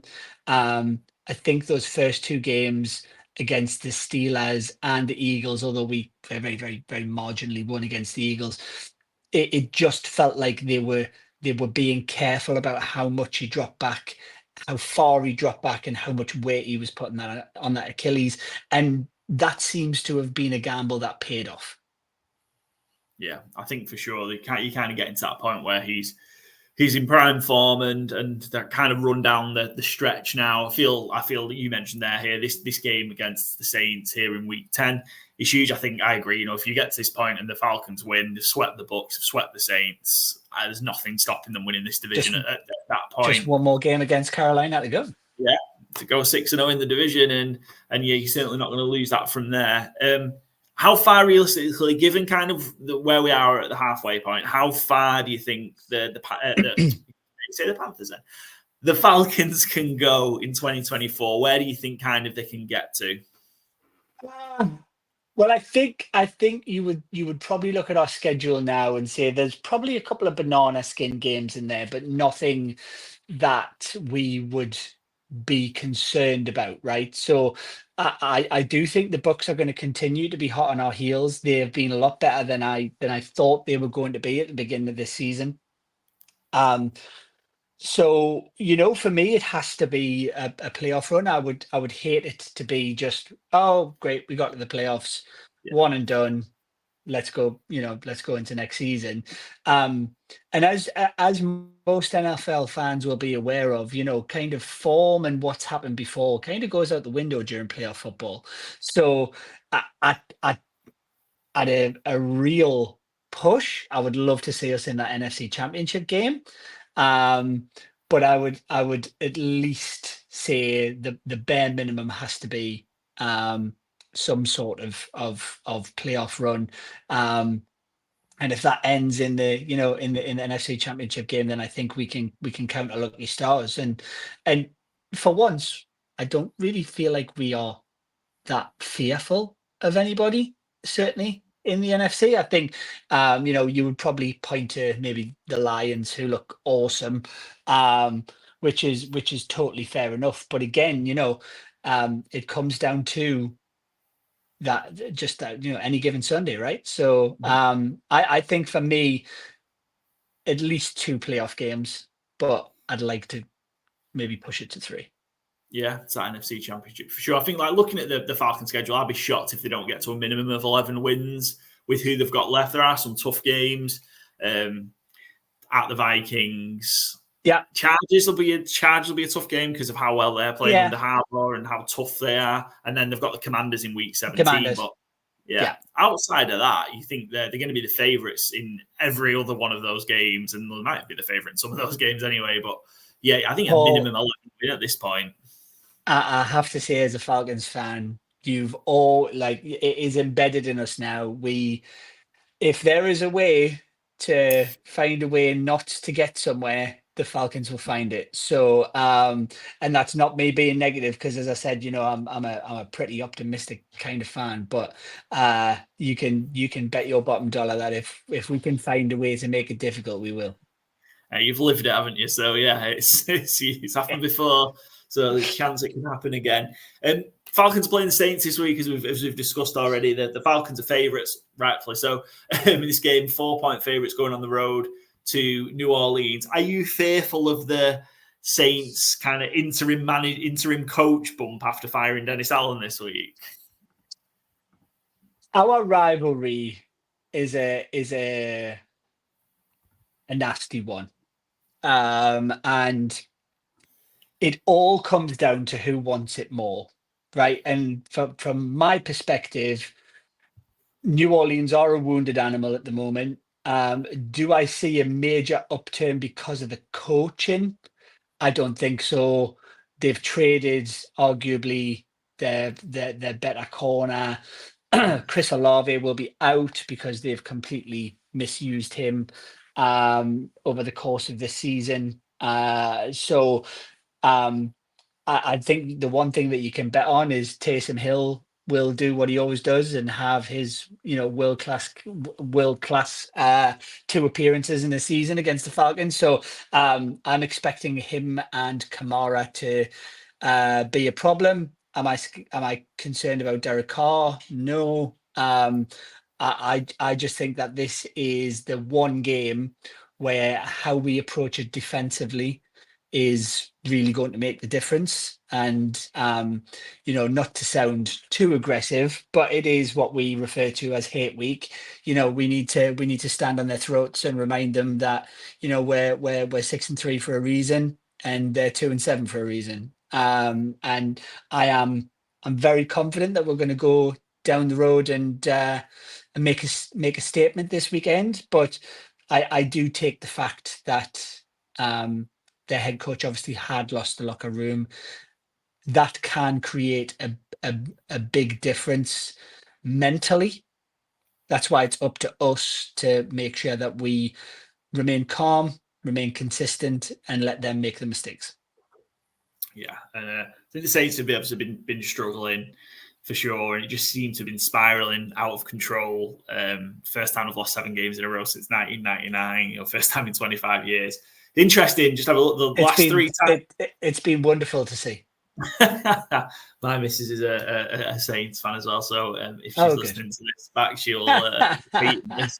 But yeah, it's interesting just looking back because again, there is an element of, I don't think, because it is a rivalry game, it does make things a little bit different. I don't think it's quite throw the form book out the window like it can be in some rivalries. It was interesting. The last 3 times the Falcons have been favourites going into New Orleans, they've lost the game outright, which is really interesting.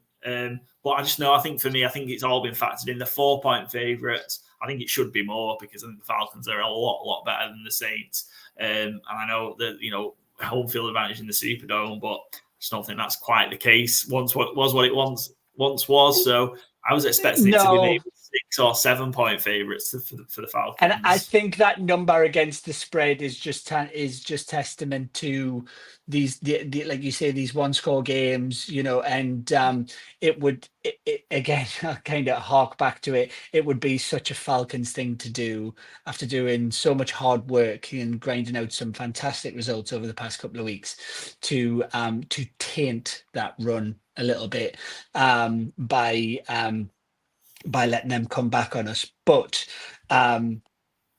it just doesn't feel like that entire Saints team feels too old to me. And it feels very, very dysfunctional.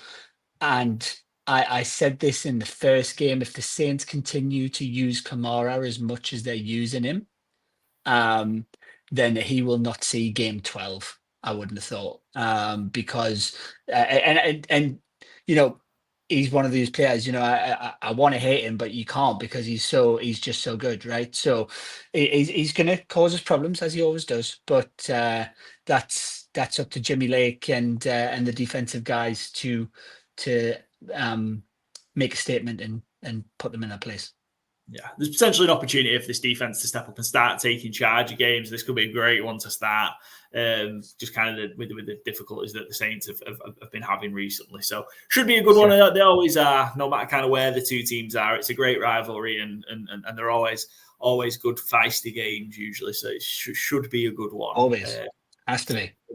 In New Orleans. And yeah, I think, like I say, it's the killer. If the Falcons get to 7-3 here, the Bucks play the Niners, I think, this week, and you've just come off a bye. So you'd think then you've got 3 clear of the Bucks with the tiebreaker as well, having beaten them twice. It's that should be all over but the singing there at that point.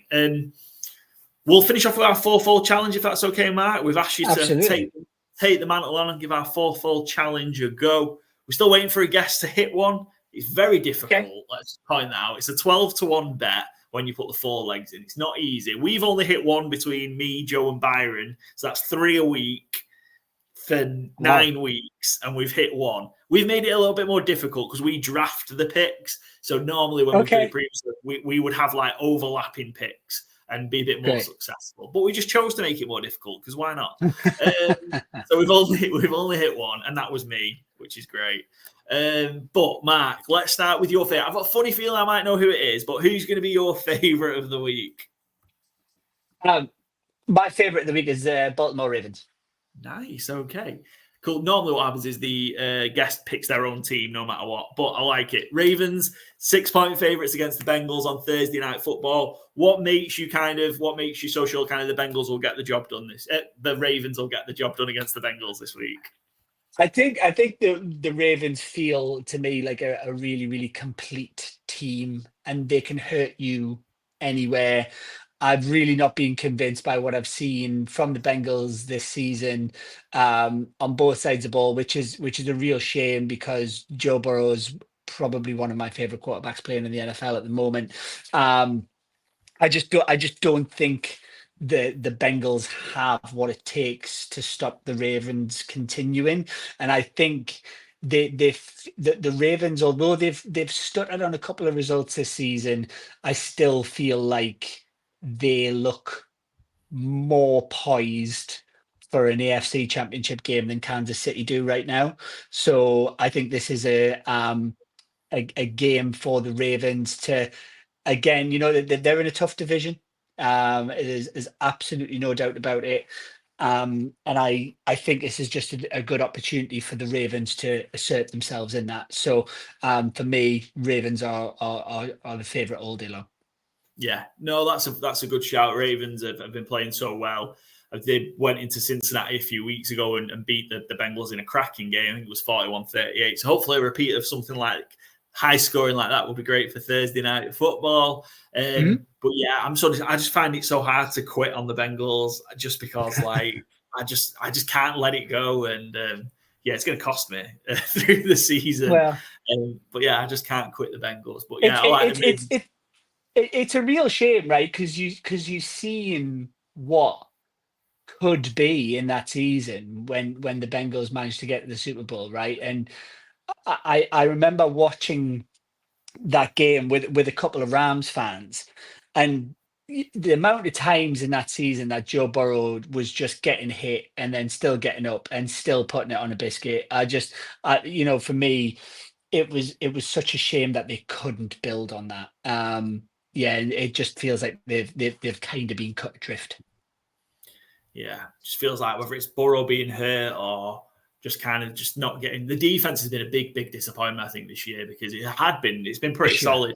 And in those playoff runs when they got to the AFC Championship game and then they got to the Super Bowl, they were so good. The defense has just fallen apart this year. So we'll see if they can pull off an upset on Thursday Night Football, but I very much doubt it. Who's the underdog that you're liking this week, Mark? Well, this is going to be a surprise because it's probably the only time I'm going to back them. But I really, I'm going to take the Carolina Panthers against the New York Giants. The Munich game, the Germany game. And I've got a couple of reasons for thinking of this. I actually, I really can't stand what the Giants are trying to achieve. They sent Barkley, completely down the Swanee, and here he is on a Philadelphia team jumping over people backwards. Like, come on, guys. And I've got a lot of friends who are Giants fans, and I said at the time, do not pay that man. He's had one good season. You are going to live to regret it. And unfortunately for them, that has come true. I think the Panthers will be really, really buoyed by the victory against the Saints this week just gone. And I don't know, I just think that I'm not quite there. That's saying Bryce is a total bust. I think he's still got more to show. And on a bounce back win after such a horrendous season and being benched for Andy Dalton and then being thrown back in, I just think this is an opportunity against an equally poor team. for Bryce to do something. So I've just got a sneaky feeling that they might pip the Giants in this one. Yeah, the Giants have been really poor. I mean, just that stat of Daniel Jones, I think it was 600 plus days in between touchdown passes at home. He's injured for a chunk of that, but that's still insane. Yeah, the Panthers are 6 or 6.5 point underdogs. Yeah, I think just the nature of it being a close game, just the international games always tend to be close one possession games. In Germany, it's just never fun. I feel sorry for the people in Munich, to be fair, because we knew that was going to be a bad game before the season started, and now we've got two win teams there. And I did look at this week's fixtures, and I thought, unfortunately, a lot of the poorer teams seem to be playing each other. So it's kind of like who's almost like the obvious underdog in a lot of this, right? So I think that it was actually a really, really difficult call to make because the underdogs all appear to be squaring up this weekend. So I did have a little bit of a long think about how I felt around the Chicago New England game, but and some sneaky part of me maybe fancied the Bears, but I'll be honest, after watching DJ Moore decide halfway through a play with Caleb Williams this week that he was just gonna walk off the field, I'm not at all sure that the locker room is completely united in Chicago. So yeah, let's for the first and possibly only time I'm going to back them. Let's go Panthers. But let's go Panthers for sure. I just watched a clip of DJ Moore in a press conference from this afternoon and explain it, and it's not good. So yeah, the big problems in Chicago for sure. So yeah, we've got the Ravens as your favourites, the Panthers as your underdog. And where you liking the under then for a low scoring game? Where do you think there's going to be kind of one of those boring low scoring? I quite like Jets Cardinals under 46. Nice, yeah, I think that's a good shout. They both have sort of, I would say, stuttering defenses and stuttering offenses. I don't think either offense really knows what it wants to be, both in the pass and in the rush. I had the pleasure of going to the Tottenham Hotspur Stadium to watch the Jets Vikings earlier on this season. And I'll be honest, I'm not Rodgers' biggest fan from a person point of view. So to see him play so badly was actually really satisfying. But I just don't really feel like this is going to be a big scoring game because I don't think either team really know how to score big. So under 46, feels like a bit of a sweet spot. Yeah, the Jets have really been struggling having offensively. They were a bit better on Thursday Night Football against the Texans last week, but I included a miracle catch from Garrett Wilson for a touchdown. That was insane.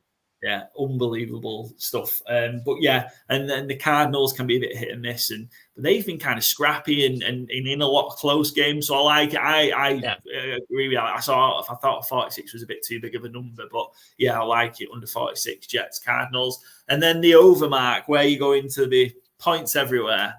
Oh, I really like the look of Detroit Texans over 49.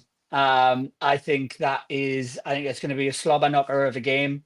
I know the Texans haven't looked as explosive as people think, but I still think CJ Stroud can put up numbers against this Detroit defense. Although they're tough, they've lost Aiden Hutchinson already, and I think it feels quite evident to me that it's almost like Detroit have a little bit of an ethos as attacking's the best form of defending. So I just think CJ Stroud can score points in this game, and obviously for a fact that the Lions are going to score points. So it just felt like a bit of a standout for me of where we're going to see some touchdowns scored this weekend. Yeah, for sure. I think the Lions are liable to put up 40 at any given moment at the minute, the way that they're playing. So you don't need too much from the Texans then to get to 49. I think the Texans are playing in they're playing in their alternate red kit this week on Sunday Night Football with the red chrome helmets that are new. That screams points. That's points. That's an over jersey and the helmet combination. So you 1000%. You can't put up a dud on offense with in that jersey and helmet. I don't think so. Should be a good one. Should be a good one. So we've got Ravens is your favorite, Panthers is your underdog, Jets Cardinals under, Lions Texans over. I think you've got a good chance of hitting all four there, Mark, and it's a well put together fourfold. So fingers crossed. We'll see if you can deliver. And see if we can cash that at 12-1. Just last chance, Mike, give us a shout out again for where we can catch the ATL Falcons UK show and the handles and where can we follow. Absolutely. So ATL Falcons UK, pretty much on everything. We are our podcast goes live on all social platforms, as well as YouTube. If you are in the market to watch our floating heads, for me, when I watch podcasts, or when I listen to podcasts, I tend to do it in the car. So we're on all podcasting platforms, Apple Podcasts, Spotify, etc. So if you will not have to look too hard to find us, and we are blessed that we are very much a one team kind of group over here, because there's not that many factions of Falcons fans. So you shouldn't have to look too far to find us. We do shows usually every Monday after the game. Nothing intensive, usually about an hour and 10 minutes, and we do a little bit of any other business at the end where we reflect on any big moments from the weekend's action, and just have a little bit of a laugh. It's sometimes, as Falcons fans, that's all we've got. So any potential Falcons fans out there that haven't found us, or anybody who's just looking to vary their NFL library, please do come over. We do interact with comments live on the show, so it would be great to have you in and broadcast your opinions. Excellent. Pal mine at work's Falcons fan, and I sent him your way to get some more content, and he loves it. So yeah, absolutely. Great. Join the guys, ATL Falcons, a great bunch, and catch the content. It's worth listening to. Like I said, I'm not a Falcons fan, and I dip in and out of it as well. It's certainly a great group of guys with obviously some great takes, and it's tough being a Falcons fan sometimes. So go show them some. It is. We used to refer to it as group therapy. So it's nice for it to be group celebration from time to time. So and best luck for the rest of the season, and I hope you do get thank you very much. As far as you're hoping, and the success for the Falcons the rest of the way. That brings to an end our episode. It's week 10 the week's just flying by. Week 10 preview done. Can't believe it. We're this far already. As always, go drop us a follow on Spotify. You'll be notified of new episodes when they drop. YouTube, Twitter, X, whatever you choose to call it, Instagram, TikTok for Charlie the dog, his pick. You'll see his Thursday Night Football pick. And also Blue Sky, which is a new thing that we're on as well. It's kind of like Twitter, but a little bit different. So we're on there as well. At GTW_GTC. And we'll be back on Tuesday with our Week 10 review episode.